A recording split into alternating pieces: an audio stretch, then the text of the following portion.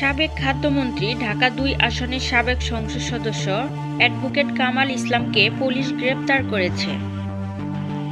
গোয়েন্দা DB police ১৮ November সোমবার রাতে রাজধানীর উত্তরা ১২ নম্বর সেক্টর থেকে তাকে গ্রেপ্তার করেছে। গ্রেপ্তারের বিষয়টি নিশ্চিত করেছে ডিবির অতিরিক্ত পুলিশ কমিশনার রেজাউল করিম মল্লিক। তিনি বলেছেন, কামরুল ইসলামের বিরুদ্ধে হত্যাসহ অনেকগুলো মামলা রয়েছে। গ্রেপ্তারের পর তাকে মিন্টু রোডের ডিবি কার্যালয়ে আনা হচ্ছে বলেও জানিয়েছেন তিনি।